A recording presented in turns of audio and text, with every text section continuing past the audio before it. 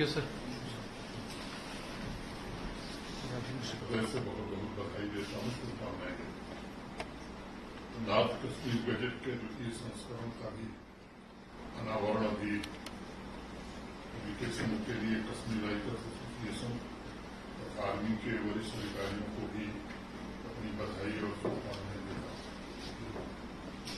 सुरक्षा, शांति और सांस्कृतिक संरक्षण किसी भी राष्ट्र के जीवन में ये तीन महत्वपूर्ण लक्ष्य माने जाते हैं। मुझे गर्व है कि इंडियन आर्मी इन तीनों लक्ष्यों को साकार करने में लंबे समय से यहाँ जुटी है। व्यक्तिगत रूप से भी मुझे गुरेज जाकर के गर्व साहित्य म्यूजियम के लोकार्पण समारोह में उपस्थित होने का अवसर मिला।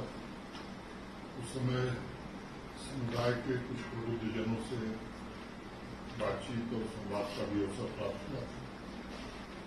मैं समझता हूँ दर्द साहिब की समृद्ध सामाजिक, आर्थिक और सांस्कृतिक परंपरा जो रही वो भारत के इतिहास में उसका एक अपना अलग मुकाम है।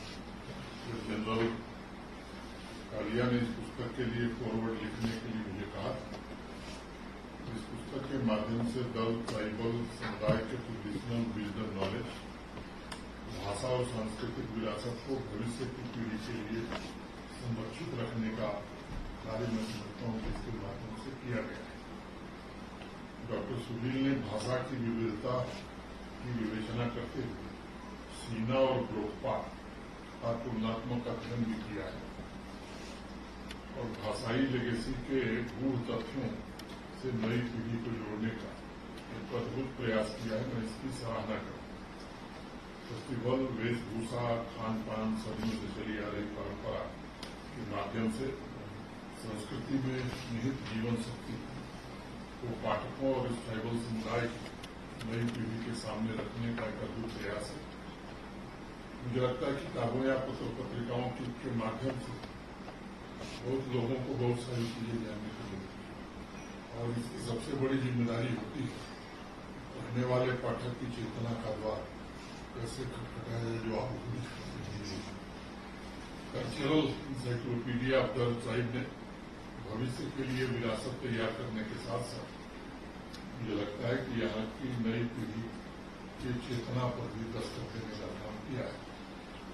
ट्राइबल समुदाय निश्चित रूप से हमारे देश की एक मजबूत नींव है। सामाजिक, आर्थिक और सांस्कृतिक दृष्टि से विकास में भी ट्राइबल समुदाय का एक अपना महत्वपूर्ण योगदान।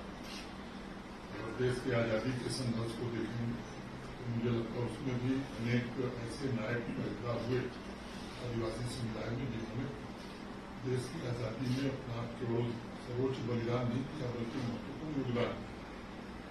कुछ परिस्थितियों के कारण मुझे लगता है आजादी के लंबे समय बाद भी इस समुदाय के लोगों के योगदान को उस दृष्टि से नहीं सराहा जा सकता।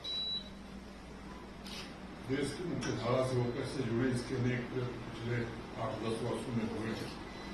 विशेष रूप से भारत के माननीय प्रधानमंत्री ने ट्राइबल समुदाय के योगदान को देश के सामने रखते हुए उनके भीतर आत्मसम्मान, आत्मगौरव की भावना जागृत करने की कोशिश की। जम्मू कश्मीर का कुछ और भी दुर्भाग्य था। देश भर में जो कानून लग गए थे, फॉरेस्ट राइट एक्ट हो या ट्राइबल समुदाय के विकास का, वो यहाँ थोड़ी देर से हुआ। मैं ये नहीं कह सकता कि सब कुछ हो गया है, लेकिन पिछले 3-4 वर्षों में एक प्रयत्न हुआ है कि समुदाय के विकास को कैसे गति से आगे बढ़ाया जाए। ये कोशिश की जा रही है कि रीति रिवाज, संस्कृति, जीवन शैली, भाषा को संरक्षित करने के लिए भी ट्राइबल डिपार्टमेंट ने कुछ काम किया है। इसको जितना हम आगे ले जाएंगे मुझे लगता है कि वो बेहतर होगा। अब डॉक्टर सुनील के बारे में भी मैं कहना चाहूंगा कि इनके शब्द जो हैं स्वर्णिम और उन्होंने दर्द ट्राइब के सांस्कृतिक पक्ष के बारे में जो अपना सर्वश्रेष्ठ है वो देने का प्रयास किया। उनकी लेखनी से मैं उम्मीद करता हूं कि देश विदेश में लोगों को दर्द कल्चर को समझने का अवसर मिलेगा और ज्ञान का भी विस्तार होगा। मैं फिर से डॉक्टर सुनील को धन्यवाद देता हूं कि पूरी टीम को, जिन लोगों ने भी इसमें योगदान किया। इंडियन आर्मी और राइटर्स एसोसिएशन का भी मैं आभारी पहले संस्करण के बाद दूसरा संस्करण मुझे लगता है कि और लोकप्रिय होगा और जिस उद्देश्य के साथ ये काम शुरू हुआ उस उद्देश्य को पूरा करने में। Thank you.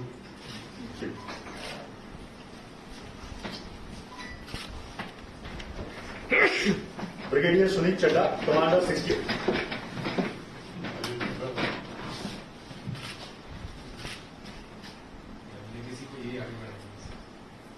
Captain Pradeep Singh. Это же я не буду, не заделать.